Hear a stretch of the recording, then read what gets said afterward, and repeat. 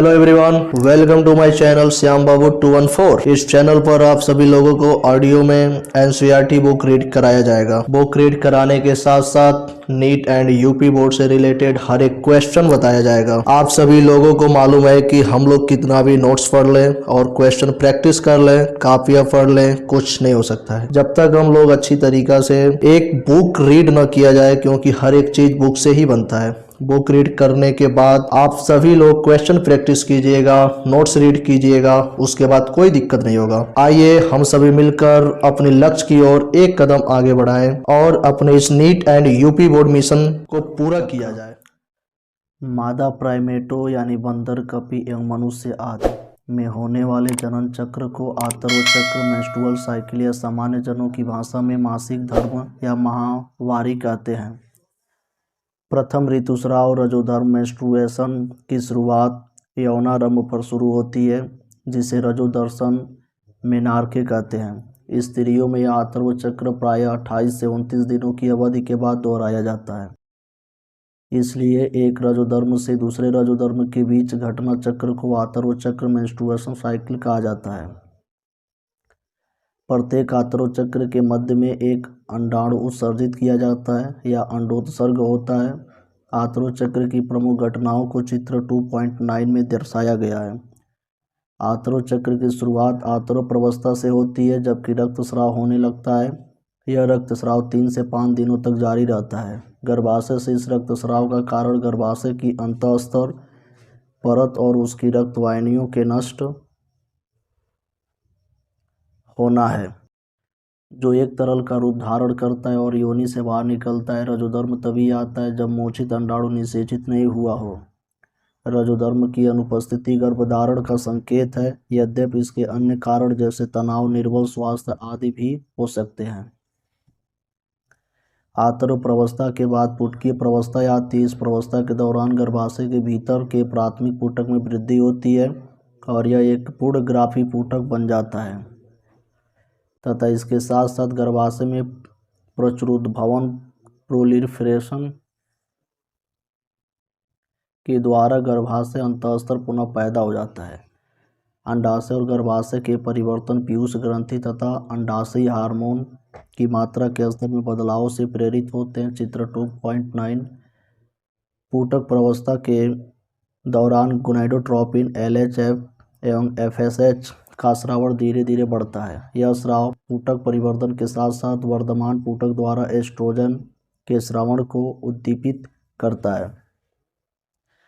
LH तथा FS दोनों ही आतर्व चक्र के मध्य लगभग 14वें दिन अपनी उच्चतम स्तर को प्राप्त करते हैं। मध्य चक्र के दौरान एलएच का तीव्र स्रावण जब अधिकतम स्तर पर होता है तो इसे एलएच सर्ज कहा जाता है। यह ग्राफी पुटक को फटने के लिए प्रेरित करता है, जिसके कारण अंडाणु मोचित हो जाता है, यानी अंडोत्सर्ग ओवुलेशन होता है। अंडोत्सर्ग के पश्चात पीत प्रवस्था होती है, जिसके दौरान ग्राफी पुटक का शेष बचा हुआ भाग पीत पिंड कार्पस ल्यूटियम का रूप धारण कर लेता है। चित्र 2.9। यह पीत पिंड भारी मात्रा में प्रोजेस्टेरॉन स्रावित करता है, जो कि गर्भाशय अंतःस्तर को बनाए रखने के लिए आवश्यक है। इस प्रकार गर्भाशय अंतःस्तर निषेचित अंडाणु के अंतरोपण, इम्प्लांटेशन तथा सगर्भता की अन्य घटनाओं के लिए आवश्यक है। सगर्भता के दौरान आतर्व चक्र की सभी घटनाएं बंद हो जाती है, इसलिए इस समय रजोधर्म नहीं होता है। जब निषेचन नहीं होता है तो पीत पिंड में ह्रास होता है और यह अंतःस्तर का भी खंडन करता है, जिससे कि फिर से रजोधर्म का नया चक्र शुरू हो जाता है, यानी माहवारी पुनः होती है। स्त्री में यह आतर्व चक्र 50 वर्ष की आयु के लगभग बंद हो जाता है। इस स्थिति को रजोनिवृत्ति मीनोपाज कहा जाता है। इस प्रकार रजोदर्शन से लेकर रजोनिवृत्ति की अवस्था में चक्रीय रजोधर्म सामान्य जनन अवधि का सूचक है। आइए इस फिगर को देखा जाए। चित्र 2.9 आतर्व चक्र के दौरान विभिन्न घटनाओं का रेखीय निरूपण।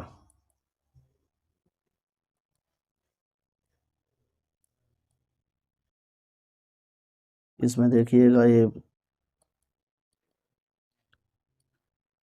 ऋतुस्राव रजोधर्म है और ये पुटकीय प्रवस्था प्रचुरोद्भवन प्रवस्था है, ये स्रावी प्रवस्था है, ये अगले चक्र का आरंभ हो रहा है 29वें दिन के बाद फर्स्ट से शुरू हो जाता है।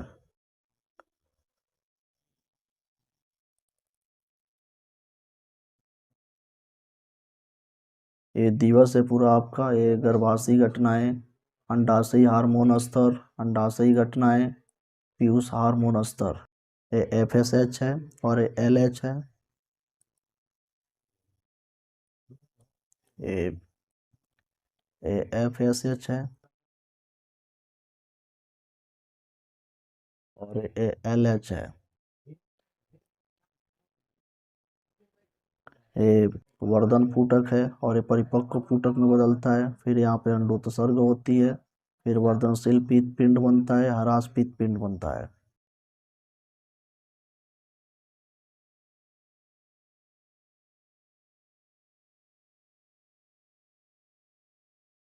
ये आपका एस्ट्रोजन का सिग्नल है और ये प्रोजेस्टेरॉन का सिग्नल है। एस्ट्रोजन आपका ऐसे ऐसे बढ़ता रहेगा, फिर आकर के कम, फिर डाउन, फिर बराबर में आ जाएगा, फिर वही हाल इसका प्रोजेस्टेरॉन का होता रहता है। ये रजोदर्शन मासिक धर्म माहवारी है, जो ब्लड का संकेत देता रहता है। ये 1 से शुरू होता है ये दिवस आपका, और ऐसे ऐसे चलता रहता है। फिर यहाँ से 27 से 29 दिन पर आकर के फिर 1 से प्रारंभ हो जाता है।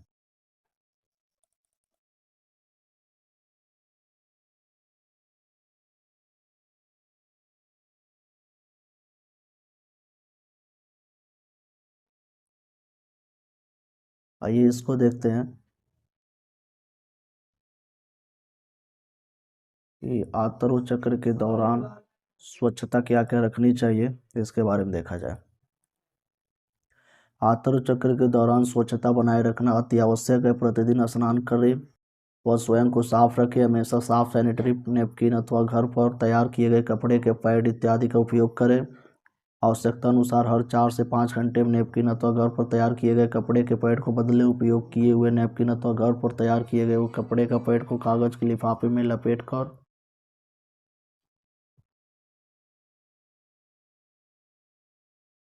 उचित कचरा पात्र में डालें।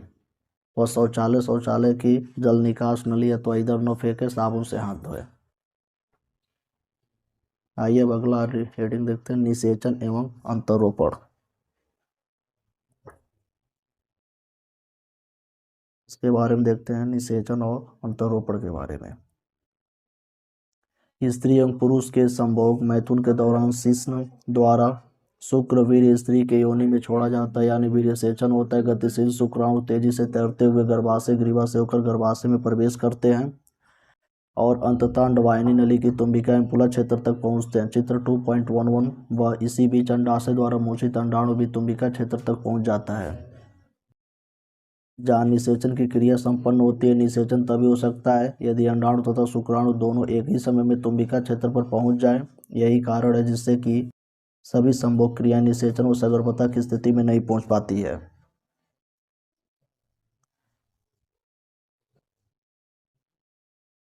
शुक्राणु के साथ एक अंडाणु के संलयन की प्रक्रिया को निषेचन फर्टिलाइजेशन कहते हैं। निषेचन के दौरान एक शुक्राणु अंडाणु के पारदर्शी अंडावरण जोना पेलुसिडा स्तर के संपर्क में आता है। चित्र 2.10 और अतिरिक्त शुक्राणुओं के प्रवेश को रोकने हेतु उसके उक्त स्तर में बदलाव प्रेरित करता है। इस प्रकार यह सुनिश्चित हो जाता है कि एक अंडाणु को केवल एक ही शुक्राणु निषेचित कर सकता है।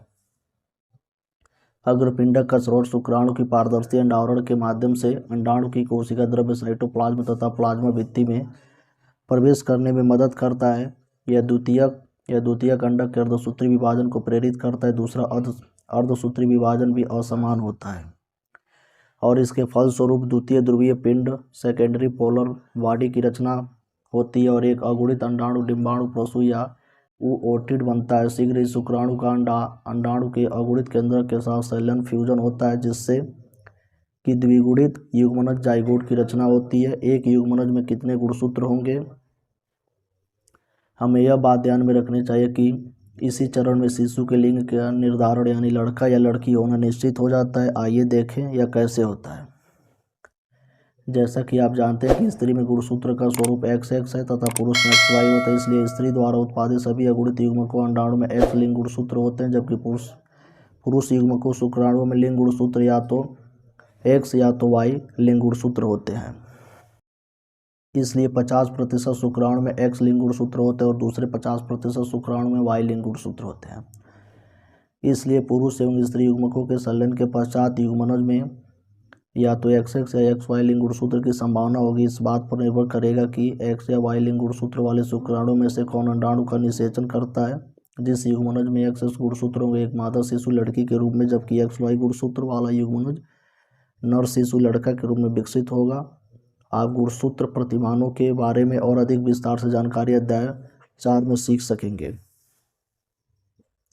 इसी कारण कहा जाता है कि वैज्ञानिक रूप से यह कहना सत्य है कि शिशु के लिंग का निर्धारण उसके पिता द्वारा होता है, न माता के द्वारा।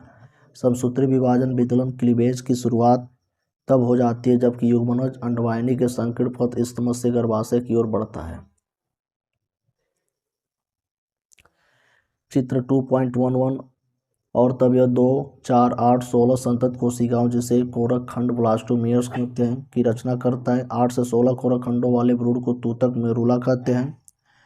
चित्र 2.11E यह तूतक लगातार विभाजित होता रहता है और जैसे जैसे यह गर्भाशय की ओर बढ़ता है यह कोरक पुटी ब्लास्टोसिस के रूप में परिवर्तित हो जाता है। चित्र 2.11 या एक कोरक पुटी में कोरक खंड बाहरी परत में व्यवस्थित होते हैं जिसे पोस्ट कोरक ट्रोपोब्लास्ट कहते हैं। कोशिकाओं के भीतरी समूह जो पोस्ट कोरक से जुड़े होते हैं उन्हें अंतर कोशिका समूह इनर सेल मास कहते हैं। अब पोस्ट कोरक स्तर गर्भाशय अंतःस्तर से संलग्न हो जाता है और अंतर कोशिका समूह भ्रूण के रूप में अलग अलग या विभेदित हो जाता है। संलग्न होने के बाद गर्भाशयी कोशिकाएं तेजी से विभक्त होती है और कोरक पुटी को आवृत कर लेती है। इसके परिणाम स्वरूप कोरक पुटी गर्भाशय अंतःस्तर में अंतःस्थापित एम्बेडेड हो जाती है। चित्र 2.11GH इसे यंत्ररोपण इम्प्लांटेशन कहते हैं और बाद में यह सगर्भता का रूप धारण कर लेती है। आइए इसके फिगर को देखते हैं।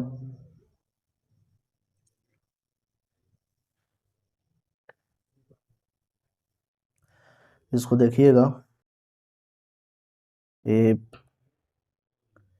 कुछ शुक्राणुओं द्वारा घिरा हुआ अंडाणु है। ये पूरा पार्ट आपका अंडाणु है और ये जो है ये शुक्राणु है। एक जो लेयर होती है इसका नाम है जोना पेलुसिडा और ये जो यहाँ पर एक पीतक पाया जाता है जिसे परिपीतक अवकाश कहते हैं, एक अवकाश यहाँ पे पाया जाता है। और ये आपका अर्य किरीट है, कोरोनर रेडिएटा की कोशिकाएं यहाँ पे पाई जाती है।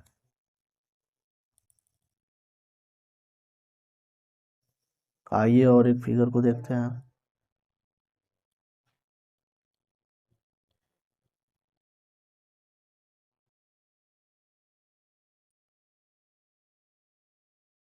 चित्र 2.11 अंडाणु का विगमन निषेचन एवं डिमोबाइनी नली से होकर वर्धनशील भ्रूण का गुजरना।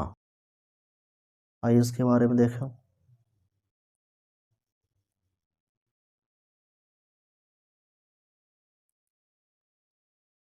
ये आपका ए वाला पार्ट है, ये बी वाला पार्ट है, ये सी वाला पार्ट है और ये डी वाला और ये ई वाला।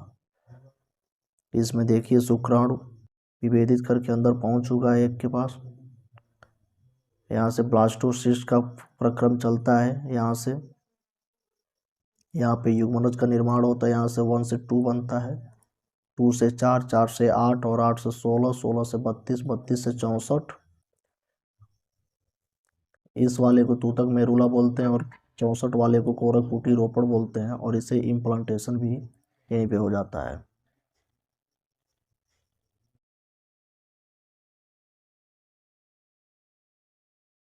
ये एफ वाला है और ये जी वाला, इम्प्लांटेशन यहीं पर हो जाता है। 6 सगर्भता तथा भ्रूणीय परिवर्तन के बारे में पढ़ा जाए क्या होता है, आइए इसके बारे में समझते हैं। भ्रूण के अंतरोपण के पश्चात पोषकोरक पर अंगुली जैसी संरचनाएं उभरती है जिन्हें जरायु अंकुरक कोरियोनिक विलाई कहते हैं। जरायु अंकुरक गर्भाशय ऊतक और मातृ रक्त से आच्छादित होते हैं। जरायु, अंकुरक और गर्भाशय ऊतक एक दूसरे के साथ अंतरागुलियुक्त इंटरडिजिटेटेड हो जाते हैं तथा संयुक्त रूप से परिवर्तनशील भ्रूण गर्भ और मातृ शरीर के साथ एक संरचनात्मक एवं क्रियात्मक इकाई को गठित करते हैं जिन्हें अपरा यानी प्लेसेंटा कहा जाता है। चित्र 2.12 अपरा भ्रूण को ऑक्सीजन तथा पोषण की आपूर्ति एवं कार्बन डाइऑक्साइड तथा भ्रूण द्वारा उत्पन्न उत्सर्जित एक्सक्रीटरी अवशिष्ट पदार्थों को बाहर निकालने का कार्य करता है। यह अपरा एक नाभि रज्जु अम्बिलिकल कार्ड द्वारा भ्रूण से जुड़ा होता है जो भ्रूण तक सभी आवश्यक पदार्थों को अंदर लाने तथा बाहर ले जाने के कार्य में मदद करता है। अपरा अंतःस्रावी ऊतकों का भी कार्य करता है और अनेकों हार्मोन जैसे कि मानव जरायु gonadotropin, human chorionic gonadotropin HGC, मानव अपरा lactogen, human placental lactogen HPL, estrogen, progesterone आदि उत्पादित करता है। सगर्भता के उत्तरार्ध की अवधि में अंडाशय द्वारा रिलैक्सिन नामक एक हार्मोन भी स्रावित किया जाता है। हमें यह याद रखना चाहिए कि HCG, HPL और रिलैक्सिन स्त्री में केवल सगर्भता की स्थिति में ही उत्पादित होते हैं। इसके अलावा दूसरे हार्मोनों जैसे oestrogen, progesterone, cortisol, prolactin, thyroxine आदि की भी मात्रा सगर्भता के दौरान माता के रक्त में कई गुना बढ़ जाती है। इन हार्मोनों के उत्पादन में बढ़ोतरी होना भी भ्रूण वृद्धि मादा के उपापचय क्रियाओं में परिवर्तनों तथा सगर्भता को बनाए रखने के लिए आवश्यक होता है। अंतरोपण के तुरंत बाद अंतरकोशिका समूह भ्रूण बाह्य त्वचा एक्टोडर्म नामक एक बाहरी स्तर और अंतस्त्वचा एंडोडर्म नामक एक भीतरी स्तर में विभेदित हो जाता है। इस बाह्य त्वचा और अंतस्त्वचा के बीच जल्द ही मध्य जनस्तर मेजोडर्म प्रकट होता है। ये तीनों ही स्तर वयस्कों में सभी ऊतकों अंगों का निर्माण करते हैं। यह एक उल्लेख करना आवश्यक है कि इस अंतर कोशिका समूह में कुछ निश्चित तरह की कोशिकाएं जिन्हें स्टेम कोशिकाएं स्टेम सेल्स कहते हैं समाहित रहती है जिनमें यह क्षमता होती है कि वे सभी अंगों एवं ऊतकों को उत्पन्न कर सकती है। सगर्भता के विभिन्न महीनों में भ्रूण परिवर्तन के प्रमुख लक्षण क्यों होते हैं? मानव में सगर्भता की अवधि 9 महीने की होती है। क्या आप जानते हैं कि कुत्ते, हाथियों, बिल्लियों में यह अवधि कितने महीनों की होती है? पता करें। मानव में 1 महीने की सगर्भता के बाद भ्रूण का हृदय निर्मित होता है। एक बढ़ते हुए भ्रूण का पहला संकेत स्टेथोस्कोप से उसके हृदय की धड़कनों को ध्यानपूर्वक सुना जा सकता है। सगर्भता के दूसरे माह के अंत तक भ्रूण के पांव और अंगुलियां विकसित होते हैं। 12वें सप्ताह पहली तिमाही के अंत तक लगभग सभी प्रमुख अंग तंत्रों की रचना हो जाती है। उदाहरण के लिए पाद एवं बाह्य जनन अंग अच्छी तरह विकसित हो जाते हैं। गर्भावस्था के 5वें माह के दौरान गर्भ की पहली गतिशीलता और सिर पर बालों का उग आना सामान्यतः देखा जा सकता है। लगभग 24वें सप्ताह के अंत तक दूसरी तिमाही के अंत में पूरे शरीर पर कोमल बाल निकल आते हैं। आंखों के पलकें अलग अलग हो जाती हैं और बरौनियां बन जाती हैं। गर्भावस्था के 9वें माह के अंत तक गर्भ पूर्ण रूप से विकसित हो जाता है और प्रसव के लिए तैयार हो जाता है। आइए इसके फिगर को देखते हैं।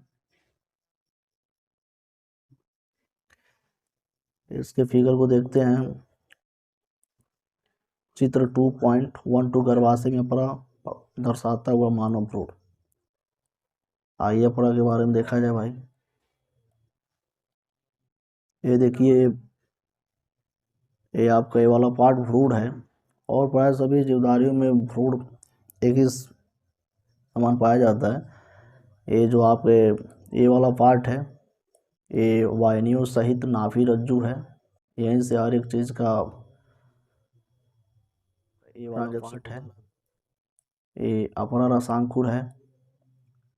ये गर्भाशय गुहा है। ये पीतक कोश है ये वाला पार्ट और ये आपका भ्रूण है। और ये वाला जो है ग्रीवा में श्लेष्मक प्लग है। ये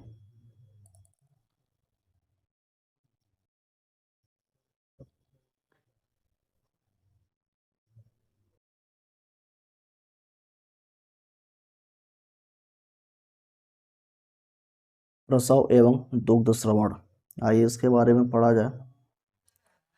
इसके बारे में भी देखा जाए क्या होता है प्रसव एवं दुग्ध श्रवण।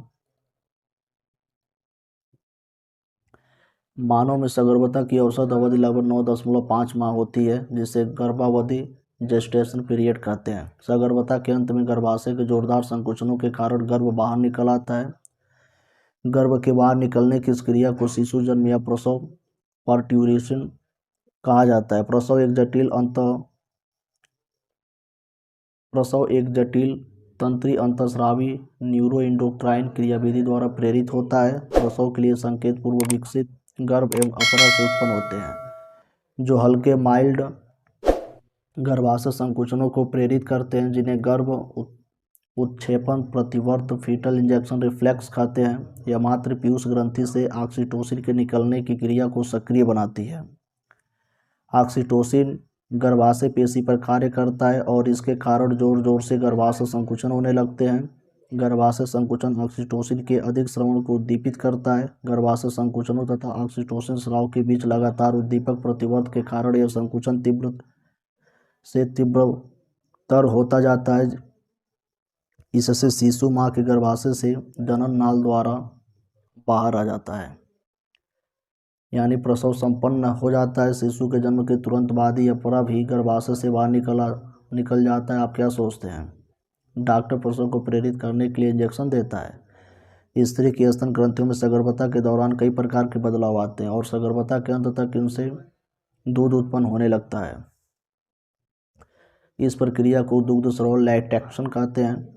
यह माँ को अपने नवजात शिशु की आहार पूर्ति कराने में मदद देता है। दुग्ध स्राव के आरंभिक कुछ दिनों तक जो दूध निकलता है उसे प्रथम स्तन या खीस कोलेस्ट्रॉम कहते हैं, जिसमें कई प्रकार के प्रतिरक्षी एंटीबॉडी तत्व समाहित होते हैं, जो नवजात शिशु में प्रतिरोधी क्षमता उत्पन्न करने के लिए परम आवश्यक होते हैं। एक स्वस्थ शिशु की वृद्धि एवं विकास के लिए प्रसव के बाद आरंभ के कुछ माह तक शिशु को स्तनपान कराने की सलाह डॉक्टर देता है। Thank you.